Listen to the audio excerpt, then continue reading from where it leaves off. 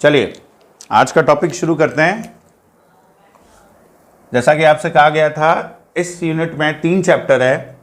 पहला चैप्टर जो बेसिक्स का था, फंडामेंटल था, वो हमारा कंप्लीट हुआ। अब अगला चैप्टर जो है सेकंड पार्ट, उस पर मूव ऑन करते हैं, जो बेस्ड है पिछले कॉन्सेप्ट के ऊपर।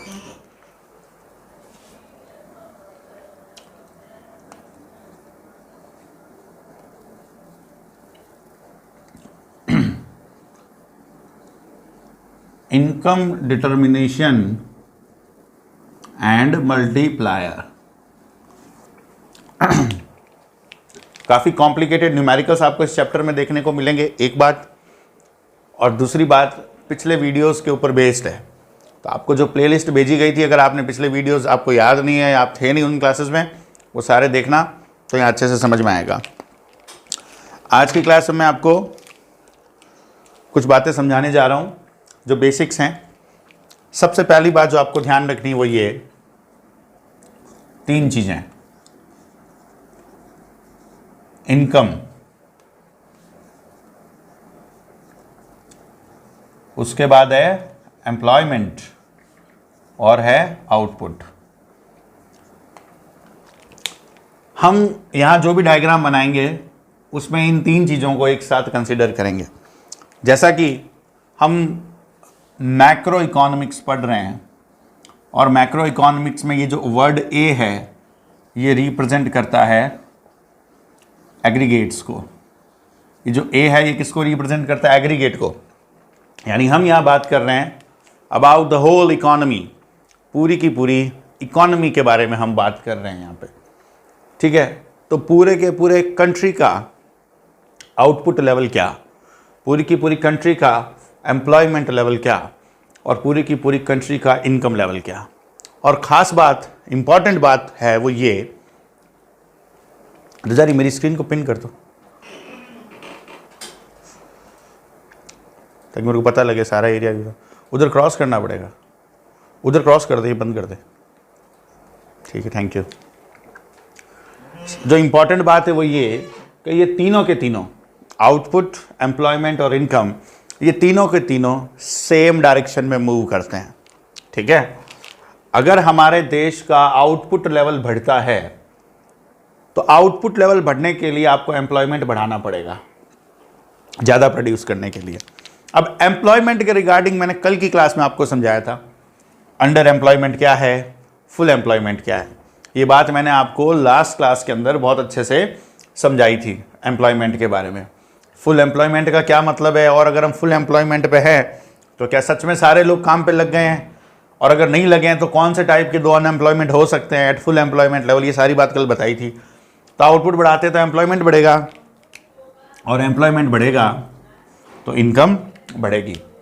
अब मैं आपको थोड़ा करंट सिचुएशन के साथ कनेक्ट करता हूँ इन तीनों बातों को। चैप्टर शुरू करें इससे पहले एक थोड़ा सा माइंड फ्रेमवर्क हो आपके साथ। देखिए, ड्यू टू कोविड-19 लॉकडाउन किया गया, और कुछ पर्टिकुलर इंडस्ट्रीज को तो अभी तक ओपन नहीं किया गया है। जैसे एजुकेशन इंडस्ट्री की बात करें, या कुछ पर्टिकुलर इंडस्ट्रीज जो है वहाँ पे लोग डर रहे हैं जाने में, जैसे टूरिज्म की बात करें, ठीक है। और हमने जो पीक टाइम था लॉकडाउन का वो भी देखा था, मंथ ऑफ अप्रैल, मई, जून। इन तीनों महीनों में हमने देखा लोग ठहर गई, हमारा देश ठहर गया, रुक गया, फैक्ट्रीज में प्रोडक्शन बंद हो गया, ठीक है। प्राइमरी सेक्टर हो, सेकेंडरी सेक्टर हो, टर्सरी सेक्टर हो, सिर्फ एग्रीकल्चर को छोड़ दो तो उसके अलावा बाकी जितने भी सेक्टर्स थे वो बंद हो गए, ठहर गए, रुक गए। ऐसा होने पर लोगों की इनकम बंद हो गई, ख़त्म हो गई।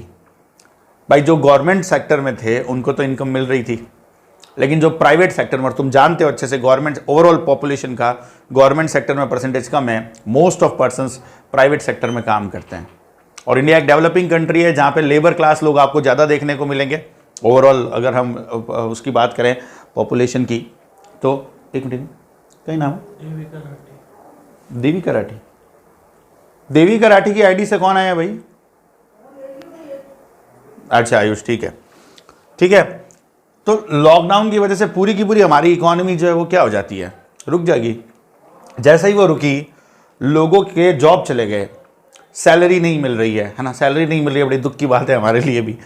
तो ऐसा होने पर लोगों के पास पैसा नहीं रहा, इस वजह से लोगों ने डिमांड कम की, लोगों की डिमांड कम हो गई। ओवरऑल डिमांड की बात कर रहा हूं, ठीक है। हालांकि लोगों ने मेडिकल चीज़ों की डिमांड बढ़ा दी थी। कोरोना की वजह से हमने देखा विटामिन सी के प्रोडक्ट्स की डिमांड बढ़ गई। कोरोना की वजह से हमने देखा थर्मामीटर की डिमांड बढ़ गई, जो टेम्परेचर मेजर किया जाता है, ठीक है। ऑक्सीमीटर्स की डिमांड बढ़ गई।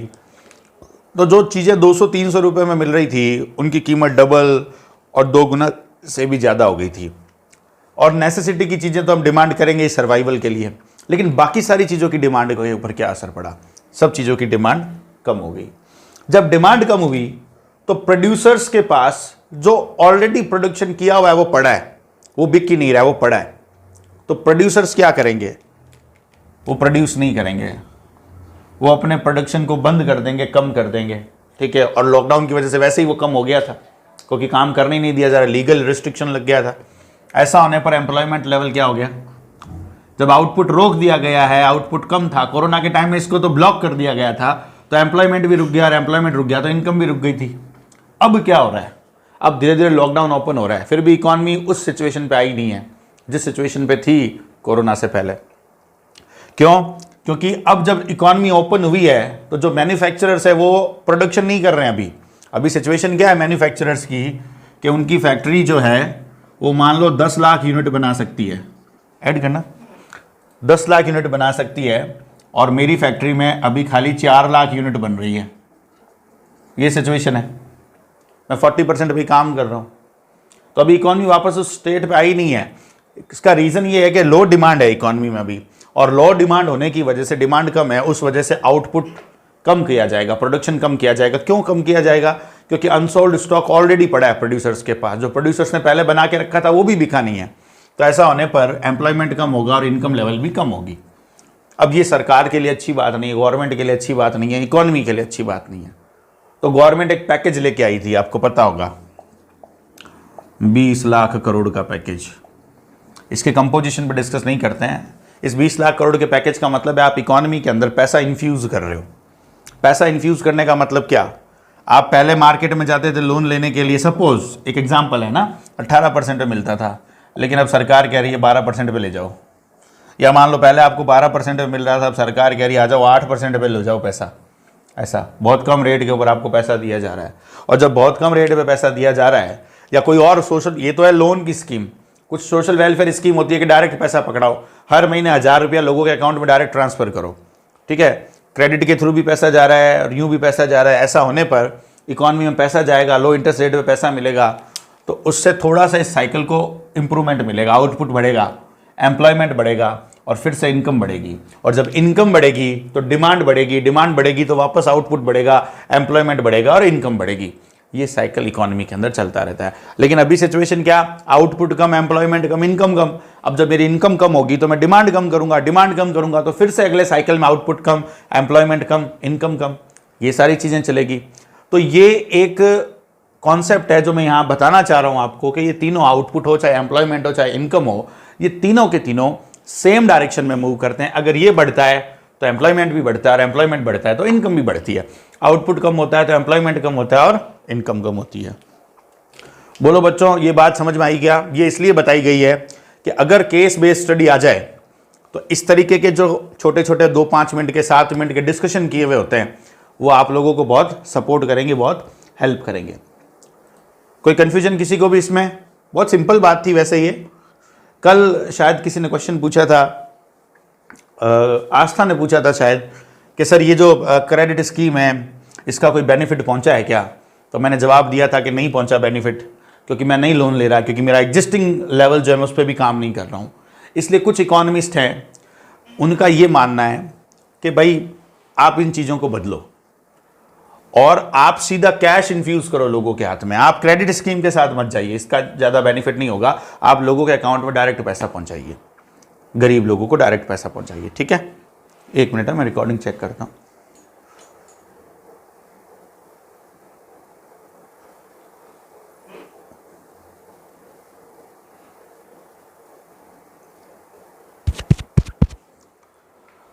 चलिए, तो ये प्राइमरी फ्रेमवर्क हुआ। अब हम इस चैप्टर की थीम पे बात करते हैं। क्या चैप्टर थीम पे बात हो गई, इस चैप्टर की डिटेलिंग पे बात करते हैं।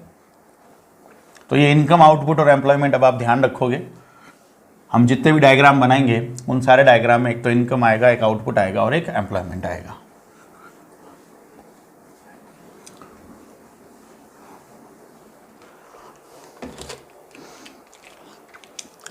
अब यहां जो सबसे पहला पॉइंट है वो है डिटर्मिनेशन ऑफ इक्विलिब्रियम। इक्विलिब्रियम क्या है, इसके बारे में बात करते हैं। देखो बच्चों, एग्रीगेट डिमांड और एग्रीगेट सप्लाई, ये दो टॉपिक हम पढ़ के आए हैं। ठीक है, क्या डिमांड है, एग्रीगेट डिमांड, और क्या है सप्लाई, इस सब की हम डिटेलिंग पे बात कर चुके हैं। अभी मैं इस चैप्टर में आपको शुरुआत कर रहा हूं इक्विलिब्रियम क्या होता है ये बताने से कि क्या इक्विलिब्रियम होगा।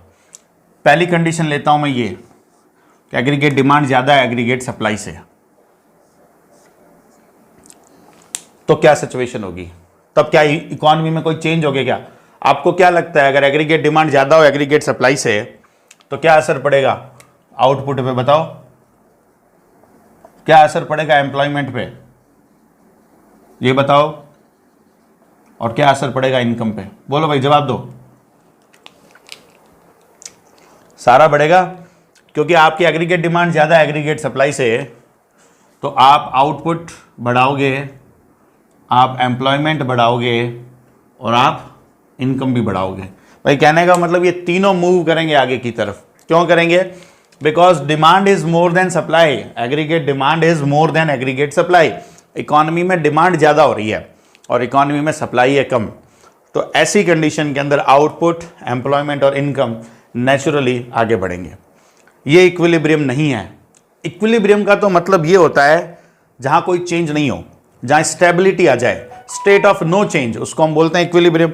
अभी मान लो ऐसा हो एग्रीगेट डिमांड और एग्रीगेट सप्लाई, अभी सिचुएशन ऐसी हो कि एग्रीगेट सप्लाई ज्यादा है एग्रीगेट डिमांड कम। देखो इस कंडीशन में क्या होगा, जब डिमांड ज्यादा होगी सप्लाई कम होगी तो प्रोड्यूसर्स ने जो भी प्रोड्यूस किया है वो बिक जाएगा, और जब वो सारा बिकेगा तो प्रोड्यूसर क्या सोचेगा कि मैं और ज्यादा प्रोडक्शन करूं।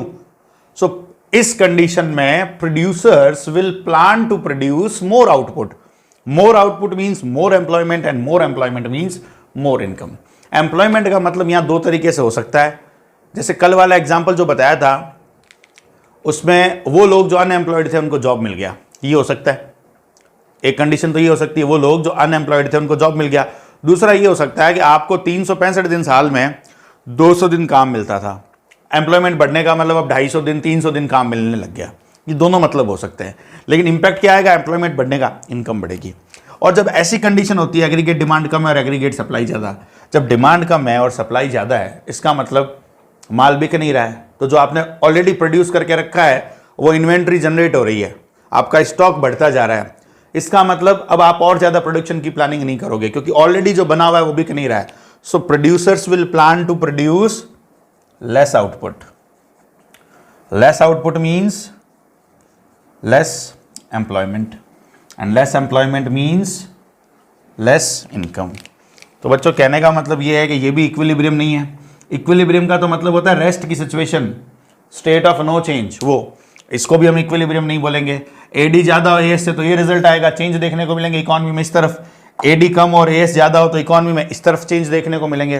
तो बेटा इक्विलिब्रियम कहाँ होगा, तो ध्यान से देखना, इक्विलिब्रियम तब होगा जब एग्रीगेट डिमांड और एग्रीगेट सप्लाई दोनों एक दूसरे के बराबर हो।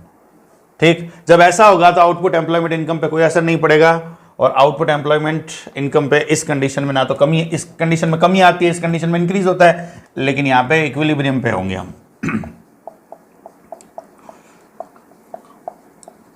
ठीक है भाई, गौर से सुनना, अगर एडी ज्यादा हो एएस से तो हम आउटपुट, एम्प्लॉयमेंट और इनकम बढ़ाएंगे। ध्यान से देखना क्या होगा, आउटपुट बढ़ेगा तो एम्प्लॉयमेंट बढ़ेगी, एम्प्लॉयमेंट बढ़ने से इनकम बढ़ेगी, और जब इनकम बढ़ेगी तो ये एग्रीगेट डिमांड फिर से बढ़ेगी और ये साइकिल इस तरह से चलता जाएगा। ठीक है, तो ये हम कहेंगे इकोनॉमी को आगे की तरफ ले जा रहा है, इंक्रीज की तरफ। और ये डिक्रीज की तरफ ले जा रहा है, लेकिन इसको हम बोलेंगे स्टेट ऑफ नो चेंज। यहाँ किसी भी तरीके का कोई भी चेंज नहीं हो रहा है। ये घटना तब तक चलेगी, यहाँ से आप यहाँ आना चाहोगे इक्विलिब्रियम पे, अभी आगे समझाऊंगा कैसे, और यहाँ से आप कहाँ आना चाहोगे इक्विलिब्रियम पे। अगर तुम यहाँ हो तो यहाँ आके रुकना चाहोगे, अगर तुम यहाँ हो तो भी तुम यहाँ आके रुकना चाहोगे। तो ये हमारा इक्विलिब्रियम होता है। तो यहाँ हम इक्विलिब्रियम पढ़ेंगे, जिसका मतलब होगा where AD is equals to aggregate supply. अब मैंने आपको एक कॉन्सेप्ट बताया था, ब्रेक इवन पॉइंट, ये पिछले चैप्टर में बताया था। क्या होता है ब्रेक इवन पॉइंट, बोलो कहाँ होता है ब्रेक इवन पॉइंट, क्या फॉर्मूला होता है?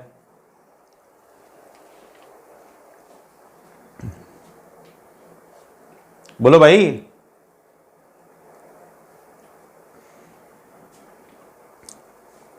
आवाज नहीं आ रही मेरी, आपको जवाब नहीं पता?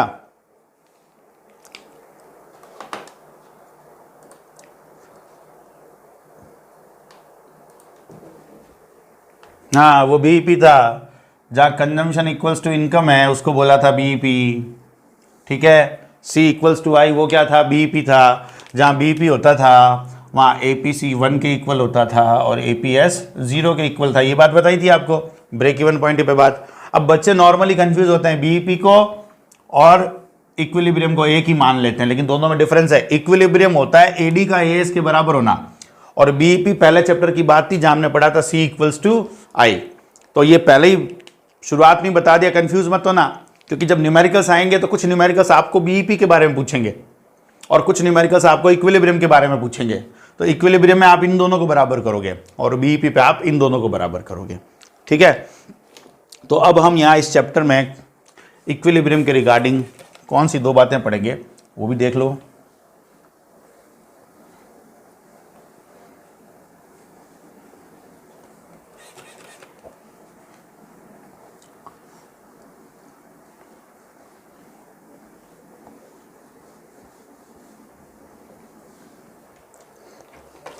देखो बेटा, इक्विलिब्रियम का मतलब है aggregate demand is equals to aggregate supply. ये इक्विलिब्रियम को रिप्रेजेंट करता है। एग्रीगेट डिमांड का फॉर्मूला क्या था बच्चों, सी प्लस आई था। वैसे तो सी प्लस आई प्लस जी प्लस एक्सएम होता है, लेकिन जी और एक्सएम तुम्हारे सिलेबस में नहीं है, तो सी प्लस आई था। और एग्रीगेट सप्लाई क्या होता है, सी प्लस एस होता है। एडी हो गया सी प्लस आई, एस हो गया सी प्लस एस। अब दोनों का सी कट गया, ठीक है, दोनों का सी से सी कट गया है ना। मैं सी का मतलब यहां कंजम्पशन बोल रहा हूं भाई, तुम कुछ और ले रहे हो तो मुझे नहीं पता। तो दोनों का सी कट गया, क्या बचा, I equals to S. So here it is I equals to S. एक अप्रोच तो ये होगी हमारी इक्विलिब्रियम की, और एक अप्रोच हमारी ये होगी, ठीक है। तो आपके पास जो भी बुक अवेलेबल है उस बुक में शुरुआत में पहले पेज के ऊपर ये और ये लिखा हुआ है। मैंने तुम्हें सबसे पहले नॉर्मल बात बताई, इनकम, आउटपुट और एम्प्लॉयमेंट क्या होता है उसके बारे में। फिर मैंने तुम्हें समझाया कि इक्विलिब्रियम का मतलब होता है रेस्ट की सिचुएशन। तो रेस्ट कहाँ होता है, जहाँ ये वाला फोर्स और ये वाला फोर्स दोनों बराबर हो जाए, तो कोई तरीके का मूवमेंट नहीं होगा इकोनॉमी में इनकम, आउटपुट, एम्प्लॉयमेंट के साथ, ना तो वो इंक्रीज होंगे ना डिक्रीज, वो इक्विलिब्रियम है। तो एक तो हमें ये अप्रोच पूरी की पूरी डिटेल में पढ़नी है। और एडीएस अप्रोच से हमारे पास एक और आया, इनकम और सेविंग अप्रोच। हमने इसमें से कंजम्पशन के एलिमेंट को और इसमें से कंजम्पशन के एलिमेंट को हटा दिया, तो क्या बचा, इन्वेस्टमेंट एंड सेविंग। अब मजे की बात ये, तुम पिछले चैप्टर में एडी पढ़ के आ चुके हो, तुम पिछले चैप्टर में एएस पढ़ के आ चुके हो, तुम पिछले चैप्टर में सेविंग का डायग्राम पढ़ के आए थे, और इन्वेस्टमेंट भी पढ़ के आए थे तुम। इन्वेस्टमेंट जो तुम्हें बताया था, autonomous investment and induced investment, दो बताए थे, दोनों के डायग्राम भी बताए थे, तो इन्वेस्टमेंट भी पढ़ के आ चुके हो।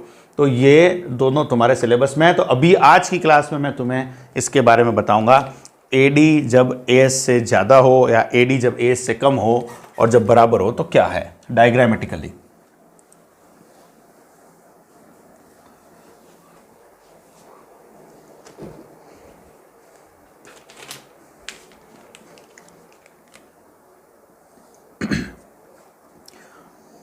अब यहां जो बात तुम्हें ध्यान रखनी है, जरूरी बात, वो ये, पिछले चैप्टर में एक्स एक्सिस पे हर बार तुमने इनकम लिया था। कंजम्पशन फंक्शन में एक्स एक्सिस पे इनकम लिया था, सेविंग फंक्शन में एक्स एक्सिस पे इनकम लिया था, इन्वेस्टमेंट में भी एक्स एक्सिस पे इनकम लिया था। लेकिन अब यहां पे तुम तीन चीजें लोगे, इनकम,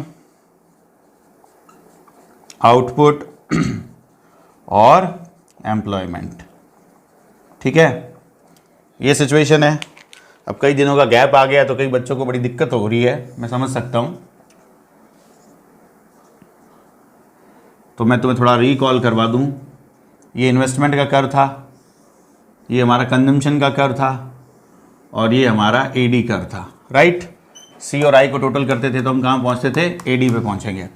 तो जब मैं आपको बता रहा हूँ कि हम यहाँ पे एडी एएस अप्रोच पढ़ रहे हैं, इसका मतलब मुझे एग्रीगेट डिमांड बनाना पड़ेगा, यानी ये वाला कर, और साथ साथ में क्या बनाऊंगा, एग्रीगेट सप्लाई कर बनाऊंगा। एग्रीगेट सप्लाई कर अगर आपको याद हो तो यूँ था, ये एग्रीगेट सप्लाई कर था 40 डिग्री एंगल के साथ। तो हमें बच्चों यहाँ पे ये बनाना है, एक तो एडी और दूसरा हमें ज़रूरत किसकी है, एग्रीगेट सप्लाई की ज़रूरत है।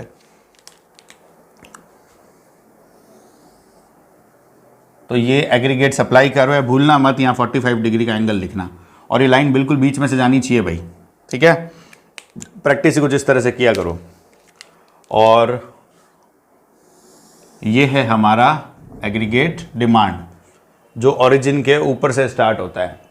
ये जो एग्रीगेट डिमांड है, मान लो ये एम पॉइंट है, ये रिप्रेजेंट करता है ओ आई प्लस ओ सी को, तो ये हो गया ओ एम। तो ये एग्रीगेट डिमांड कर्व है, ठीक। इक्विलिब्रियम कहाँ होगा, एक्स एक्सिस पे इनकम आउटपुट एम्प्लॉयमेंट लिया है, वाई एक्सिस पे क्या ले रहे हैं अपने, एडी एंड एएस ले रहे हैं, ठीक। बच्चों ये वाला हमारा ई पॉइंट है, इसको ई नाम क्यों दिया है, इसको इसलिए नाम ई दिया है क्योंकि ये हमारा इक्विलिब्रियम है, और ये इक्विलिब्रियम है, इसका मतलब यहाँ पे एडी और एएस दोनों बराबर है। तो जहाँ पे एडी और एएस बराबर होते हैं वहाँ इक्विलिब्रियम होता है। इसको वाई नाम दे देते हैं कि O Y income level economy का इक्विलिब्रियम इनकम लेवल है। इकोनॉमी का इक्विलिब्रियम कहाँ हो रहा है, ओ वाई लेवल पे। बोर्ड पे लिखी हुई किसी भी बात में डाउट है तो बोलो, मुझे वो जगह चाहिएगी तो वो मैं मिटा रहा हूँ, ठीक है। कोई कंफ्यूजन है तो पूछ सकते हो आप।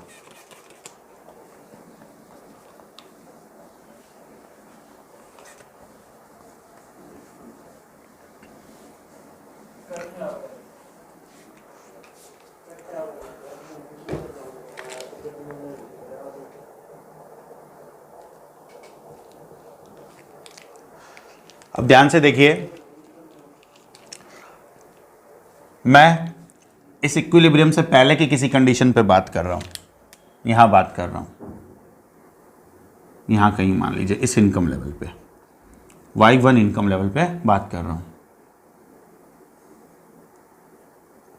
ठीक है। ये वाला कर्व एडी है, ये वाला कर्व एएस है। मैं यहां इन दो पॉइंट्स पे बात कर रहा हूं, ए पॉइंट पे और बी पॉइंट पे बात कर रहा हूं। तो ध्यान से देखो, इक्विलिब्रियम से पहले का जो इनकम लेवल है वहां पे एग्रीगेट डिमांड ज़्यादा है और एग्रीगेट सप्लाई कम। क्या कंडीशन है भाई, देखो इस Y1 इनकम लेवल पे एग्रीगेट डिमांड है यहाँ से लेकर यहाँ तक, और एग्रीगेट सप्लाई है यहाँ से लेकर यहाँ तक। एग्रीगेट डिमांड है A से लेकर Y1 तक, और एग्रीगेट सप्लाई है B से Y1 तक। कौन बड़ा है भाई, बोलो, क्या नजर आ रहा है भाई, इस Y1 इनकम लेवल पे कौन बड़ा है, जवाब दो भाई।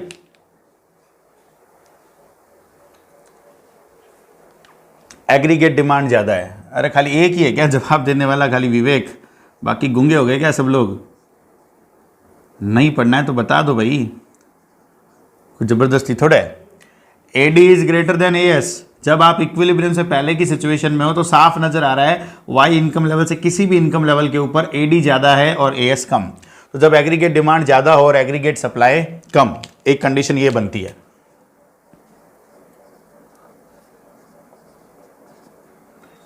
इस बात का क्या मतलब है, इस बात का मतलब ये है कि लोग डिमांड ज़्यादा कर रहे हैं और सप्लाई, एग्रीगेट सप्लाई कम है।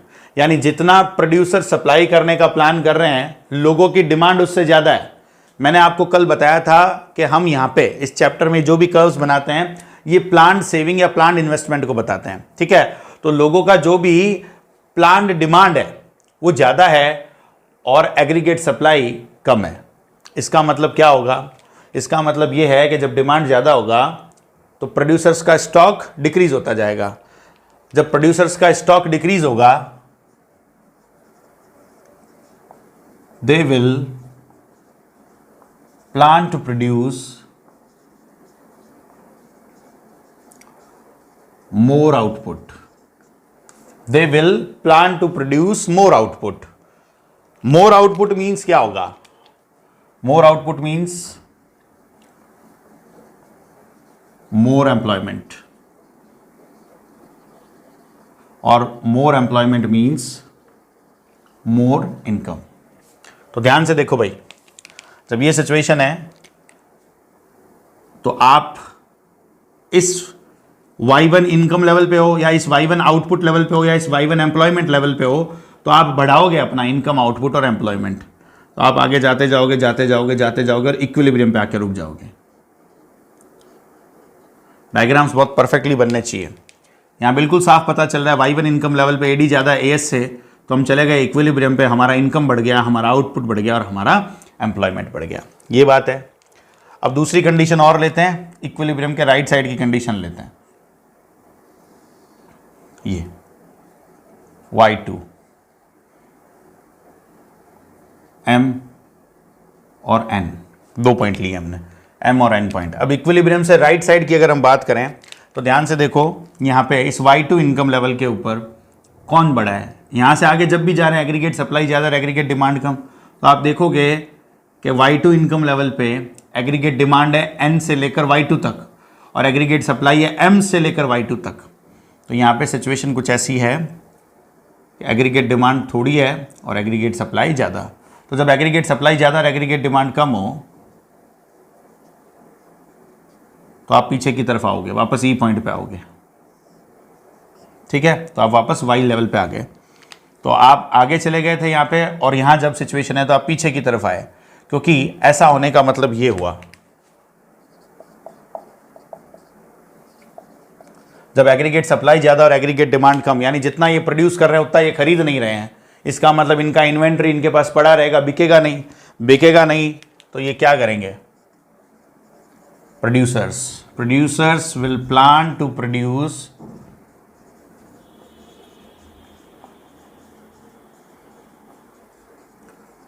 Less output. Producers will plan to produce less output, और जब लेस आउटपुट होगा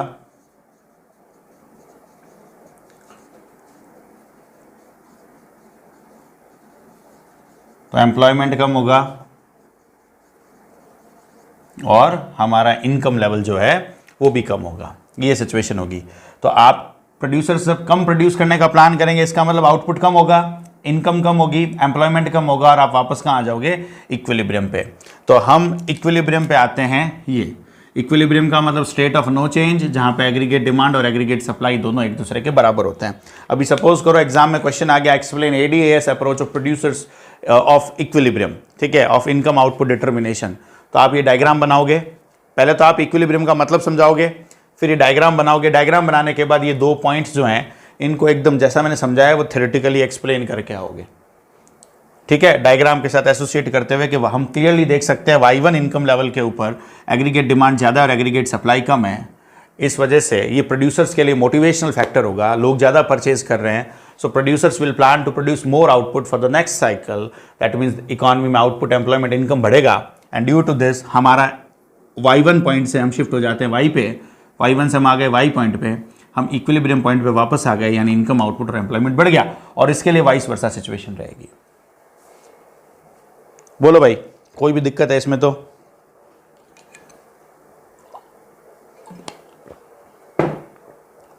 अब ध्यान से देखो डायग्राम को, और मैं आपसे एक सवाल पूछ रहा हूं, आपको उसका जवाब देना है। ठीक है, गौर से सुनिएगा। मैं आप लोगों में से किसी से जवाब पूछूंगा। देखिए, मान लीजिए कोई एक सर्टेन लेवल है AD और AS का, जहाँ पे एग्रीगेट डिमांड और एग्रीगेट सप्लाई दोनों एक दूसरे के बराबर है। एक सर्टेन लेवल है जहाँ पे AD और AS बराबर है, और उस इक्विलिब्रियम पे हमें पता चल रहा है कि देश का आउटपुट लेवल, एम्प्लॉयमेंट लेवल या इनकम लेवल इतना है। ठीक, लेकिन अब ये इकोनॉमी के लिए अच्छी बात नहीं है। तो जब ये इकोनॉमी के लिए अच्छी बात नहीं है, सरकार चाहती है कि देश का एम्प्लॉयमेंट बढ़े, सरकार चाहती है देश का आउटपुट बढ़े, गवर्नमेंट चाहती है देश का इनकम लेवल भी बढ़े। तो गवर्नमेंट को क्या करना चाहिए उसके लिए? ये मेरा क्वेश्चन है आपसे।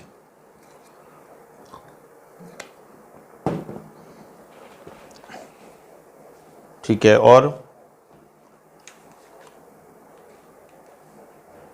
इसका स्क्रीनशॉट लेना है तो ले लो।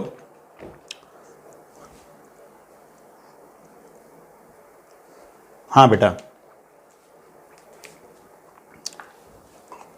ROI कम कर देगी, ठीक है। टैक्स रिड्यूस कर देगी, ये भी बहुत अच्छा जवाब है। बोलिए बोलिए, और जो भी दिमाग में है बोलिए। गलत ही तो होगा, ज़्यादा से ज़्यादा, इससे ज़्यादा क्या होगा। देखिए मैं चाहता हूं कि मेरे स्टूडेंट वैल्यू बेस्ड क्वेश्चन का आंसर बहुत अच्छे से दे। हाँ बोल, क्या कह रहे हैं।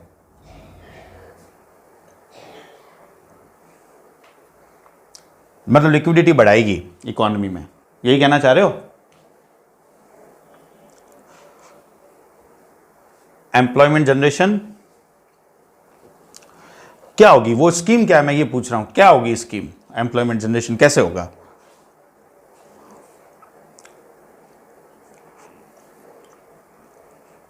इंफ्रास्ट्रक्चर इन्वेस्टमेंट करेगी, बहुत सारे काम होते हैं, ठीक है। स्पेशल इकोनॉमिक जोन्स बनवा सकती है, बिल्कुल, और बहुत सारे काम हो सकते हैं। आपके सबके जो आइडियाज़ हैं या जवाब हैं वो सबके सही थे, ठीक है। आई होप आपने स्क्रीनशॉट ले लिया। अब मैं आपको समझाना चाह रहा हूं, पहले तो डायग्रामेटिकली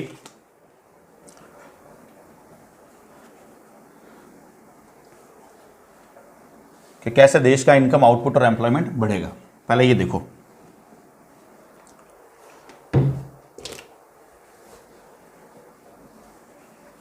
और बहुत ध्यान से समझना। आज सुरभि क्लास में आई है क्या। सुरभि सारडा, वरुण गोदरा है क्लास में। सुरभि भी है, वरुण है क्या क्लास में। चलो देखो ध्यान से, मैं कह रहा हूं ये एग्रीगेट सप्लाई है और ये एग्रीगेट डिमांड है, और ये सर्टेन लेवल है इक्विलिब्रियम का, ठीक है। ये इक्विलिब्रियम है, ये पहला इक्विलिब्रियम है, इसको E1 नाम दे रहा हूं। वही एक्स एक्सिस पे तीनों है, ठीक है, इनकम, आउटपुट और एम्प्लॉयमेंट। यानी OY level income, output, employment है, हम यहां पे हैं। लेकिन ये सफिशिएंट नहीं है। ये इनकम लेवल पे इनवॉलेंट्री अनएम्प्लॉयमेंट इकोनॉमी में बहुत बड़े लेवल पे है, और वो इनवॉलेंट्री अनएम्प्लॉयमेंट हमारी इकोनॉमी के लिए एक प्रॉब्लम बन रहा है। उस पर्टिकुलर टाइम पे जो भी गवर्नमेंट है उसके लिए प्रॉब्लम बन रहा है, एक सोशल इशू बन रहा है ये, और वर्ल्ड वाइड भी हमारी इमेज अच्छी नहीं हो रही है उस वजह से। तो गवर्नमेंट ऐसे स्टेप उठाएगी कि इनकम, आउटपुट और एम्प्लॉयमेंट बढ़े। तो सरकार के जो स्टेप होंगे उसको ध्यान से देखना। सरकार ऐसे स्टेप उठाएगी कि एग्रीगेट डिमांड इंक्रीज हो जाए। अभी एग्रीगेट डिमांड ये है, सरकार एग्रीगेट डिमांड को बढ़ाएगी। गौर से सुनना क्या कहना चाह रहा हूं। बहुत सारे एफर्ट्स हो सकते हैं, जो भी आपने जवाब दिए थे वो सारे के सारे एग्रीगेट डिमांड को बढ़ाते हैं। तो गवर्नमेंट के जो भी एफर्ट्स होंगे वो ऐसे होंगे कि aggregate demand increase. Aggregate demand कर हमारा ये आ जाएगा, ये वाला, ठीक है। और हमारा नया, अब ये एडी नहीं है हमारा, अब हमारा एडी ये है, एग्रीगेट डिमांड। एग्रीगेट सप्लाई तो यही रहेगा, लेकिन एग्रीगेट डिमांड जो है, ऐसे एफर्ट किए गए कि हमारी एग्रीगेट डिमांड जो है वो इंक्रीज हुई। और जब एग्रीगेट डिमांड इंक्रीज हुई, नया एडी कर्व ये, एएस कर्व ये, नया इक्विलिब्रियम पॉइंट कौन सा हो जाएगा, ये वाला। अभी नए इक्विलिब्रियम पॉइंट पे देखो, तुम Y1 से Y2 पे पहुंच गए, तुम E1 इक्विलिब्रियम से E2 इक्विलिब्रियम पे पहुंचे, और तुमने देखा कि देश का इनकम, आउटपुट और एम्प्लॉयमेंट लेवल तीनों बढ़ गए। बोलो बात समझ आई क्या कहना चाह रहा हूं। कि ये जो Y1 इनकम लेवल था that was not sufficient, Y1 output level या employment level that was not sufficient. बहुत बड़े लेवल पे मास जो है वन एम्प्लॉयड बैठी थी। तो क्या किया जाए, ऐसा काम करो कि एग्रीगेट डिमांड बढ़े। नया डिमांड कर्व ये, नया इक्विलिब्रियम पॉइंट ये जो बता रहा है हमारा इनकम भी बढ़ा, आउटपुट भी बढ़ा और एम्प्लॉयमेंट भी बढ़ा, ठीक है। कोई कंफ्यूजन इसमें किसी को तो पहले बोलो, कोई भी डाउट है तो बोलना भाई। चलिए अब देखो, पहले तो मैं यहां बताता हूं aggregate demand is equals to C plus I। ये होता है एडी किससे मिलकर बना है, तुम्हारे सिलेबस वाला लेते हैं पहले तो। C और I दो चीजें दे रखी है ना, तो सी और आई की बात करते हैं। अगर मैं कंजम्पशन को बढ़ा दूं और इन्वेस्टमेंट को बढ़ा दूं तो एडी बढ़ेगा कि नहीं बढ़ेगा? तो अब आप मुझे इंडिविजुअल जवाब देना, बताओ भाई कंजम्पशन कैसे बढ़ेगा इकोनॉमी के अंदर? अगर कंजम्पशन बढ़ेगा तो एडी बढ़ेगी, और एडी बढ़ेगी तो आप यहां से यहां आ जाओगे। तो क्या करना चाहिए गवर्नमेंट को कि प्राइवेट फाइनल कंजम्पशन एक्सपेंडिचर बढ़े? बताओ।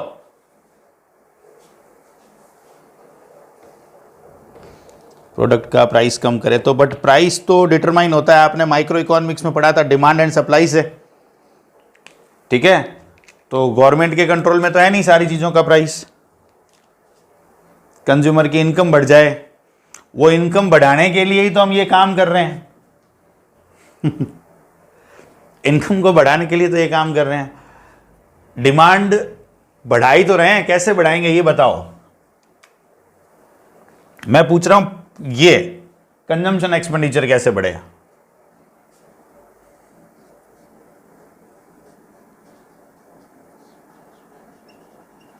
क्या कर दो? टैक्सेशन को कम कर दो। सपोज करो मैं एक साल में 10 लाख रुपए कमाता हूं, अब इतने नहीं कमाता हूं, बहुत कम कमाता हूं इससे, लेकिन मान लो, ठीक है, अब सरकार कहती है 10 लाख कमा रहे हो 30% टैक्स दो, तो मेरे को 3 लाख टैक्स में देना पड़ रहा है।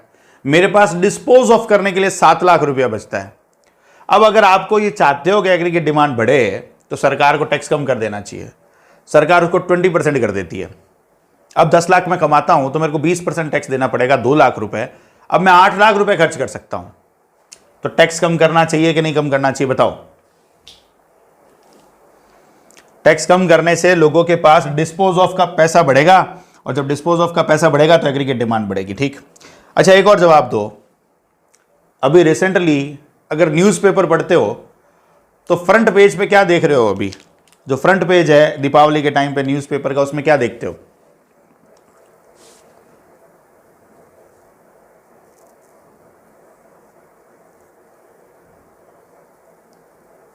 कोई न्यूज़पेपर नहीं पढ़ता है क्या? या तो तुम्हारा देखो पढ़ने में आज इंटरेस्ट है नहीं, ऑफर्स और आते हैं, है ना? अभी दीपावली के टाइम में आपने देखा होगा ना 0% फाइनेंस लिखा हुआ होता है कि कैश में लोगे तो भी उतनी रेट में मिलेगा। जैसे मान लो मुझे एक रेफ्रिजरेटर परचेज करना है जिसकी कीमत है 40,000 रुपये, बट मेरी जेब में 40,000 रुपये नहीं है। मैं दुकान वाले के पास गया, मैंने कहा यार तो बहुत पसंद आया लेकिन बहुत महंगा है। वो कह रहा चिंता क्यों कर रहे हो, आपके पास कितना है? मैंने कहा मेरे पास तो 10,000 रुपये है। तो बोले दे दो, बाकी 30,000 इंस्टॉलमेंट में दे देना। डिमांड बढ़ेगी कि नहीं बढ़ेगी इससे? एग्रीगेट डिमांड को बढ़ाना है इकोनॉमी के अंदर, या कोई फाइनेंस कंपनी का एजेंट वहां बैठा है, ठीक है? तो देखिए जब आपको एग्रीगेट डिमांड बढ़ानी होती है, जो पर्सनल लोन की इंटरेस्ट रेट्स होती है सरकार उसको क्या करेगी? कम करेगी। तो जब इंटरेस्ट रेट कम होगा तो आपके लिए लोन लेना आसान होगा। लोन लेना आसान होगा तो आप लोन लोगे और उस लोन के अमाउंट से खर्चा करोगे। ऐसा होने पर इकोनॉमी में एग्रीगेट डिमांड बढ़ेगी कि नहीं बढ़ेगी? ऐसी कंडीशन के अंदर सरकार हाउसिंग लोन जो है उसको सस्ता करेगी। जैसे सपोज करो, हाउसिंग लोन की एक खास बात होती है कि वो बहुत लंबे टाइम के लिए लिया जाता है। आपने एक लोन लिया 20 साल के लिए, मकान बनाया था और एक बड़ी अमाउंट का लोन लिया, 20 साल तक पे करोगे। अब उसमें क्या होता है, इंटरेस्ट रेट बहुत मैटर करती है। अगर थोड़ी सी भी हाई इंटरेस्ट रेट है तो 20 साल में बहुत ज़्यादा ब्याज देना पड़ेगा आपको। तो सरकार ये पर्सनल लोन ले लो, हाउसिंग लोन ले लो, वो सस्ता करेगी। ऐसा होने पर लोगों की डिमांड बढ़ेगी, और जब डिमांड बढ़ेगी तो एग्रीगेट डिमांड बढ़ेगी। तो सरकार का टैक्स कम करना, सरकार का इंटरेस्ट रेट कम करना, इसके पीछे क्या लॉजिक होता है आगे चल के बताऊंगा। एक होती है फिस्कल पॉलिसी, एक होती है मॉनेटरी पॉलिसी, और वो दोनों कैसे वर्क करती है इकोनॉमी को मैनेज करने में, वो आगे की बात है। अभी धीरे धीरे स्टेप बाय स्टेप बढ़ रहे हैं। तो मैं जब बोल रहा हूं गवर्नमेंट, तो अब यहाँ पे मिनिस्ट्री ऑफ फाइनेंस भी आ रही है और आरबीआई, दोनों की मैं कंबाइंड बात कर रहा हूं। आगे चल के इनको सेपरेट कर देंगे, ठीक है? तो पर्सनल लोन की रेट कम कर रही है सरकार। क्यों कम कर रही है, क्या कारण है? अभी आप अगर एट प्रेजेंट टाइम में, कोरोना की वजह से प्रेजेंट टाइम में सरकार चाहती है डिमांड बढ़े, क्योंकि ये बहुत कम हो चुका है इनकम, आउटपुट, एम्प्लॉयमेंट, इसको बढ़ाना है। तो इसको बढ़ाना है तो सरकार ने अभी सारे के सारे बैंक्स को इंस्ट्रक्शन दिया है कि बहुत इजीली आप लोन प्रोवाइड करो, लेस फॉर्मेलिटीज के साथ लोन प्रोवाइड करो। आज से 5-6 साल पहले हमने एक लोन अप्लाई किया था, उसके लिए बहुत ज़्यादा फॉर्मेलिटीज देनी पड़ रही थी बैंक को, एक गारंटर लाना पड़ रहा था, लोन का अमाउंट भी कम था। लेकिन अभी रिसेंटली मैंने पता किया, ये जानने के लिए कि आरबीआई की पॉलिसी का क्या सच में असर है क्या, तो नियर वाली जो ब्रांच है स्टेट बैंक की, मैं वहाँ गया और पूछा लोन के लिए, तो उन्होंने कहा 15 मिनट के अंदर आपको 5 से 7 लाख रुपए का लोन हम प्रोवाइड करा देंगे, बस ये डॉक्यूमेंट ले आना, कोई गारंटर की जरूरत नहीं है, बस आपका इनकम स्टेटमेंट ही काफ़ी है। ये तो सरकार अपनी पॉलिसीज को लिबरल बनाती है सो दैट इन कंज्यूमर्स के पास पैसा जाए। जब इनके पास पैसा जाएगा तो ये डिमांड करेंगे उस पैसे से और वो एग्रीगेट डिमांड को इंक्रीज करेगा। ठीक है, बोलो कोई डाउट इसके अंदर, कोई कंफ्यूजन इस पॉइंट में तो बोलना।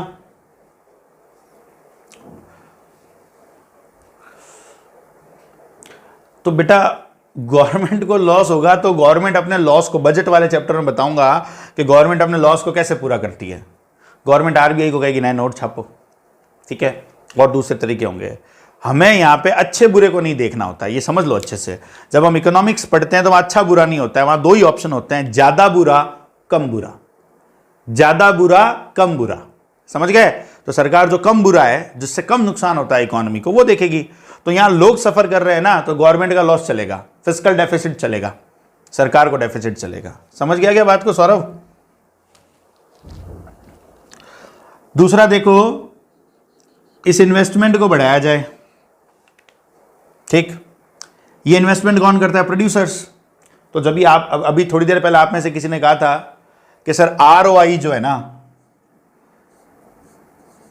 रेट ऑफ इंटरेस्ट, इसको कम कर देना चाहिए, आरओआई कम करना चाहिए, नए एंटरप्रेन्योर्स को प्रमोट करना चाहिए, लोगों को और ज़्यादा लोन देना चाहिए। जैसे पहले आपको 5 लाख का मैक्सिमम लोन दिया था, अब सरकार कह रही है 2 लाख का और टॉपअप करवा लो, 2 लाख का और लोन ले लो।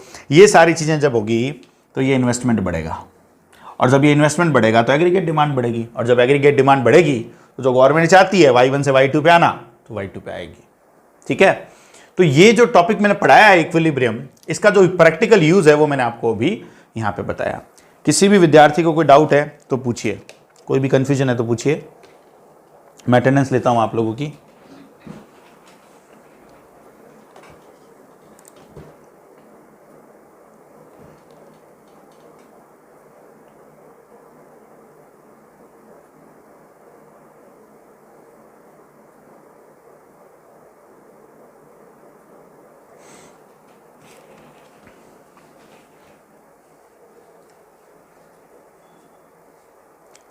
ठीक है, कोई भी डाउट नहीं है तो आज की क्लास में हमने एडी और एएस के बारे में समझा, इस चैप्टर की यूटिलिटी क्या है वो समझा, इसका प्रैक्टिकल इम्प्लीकेशन बहुत सारा है।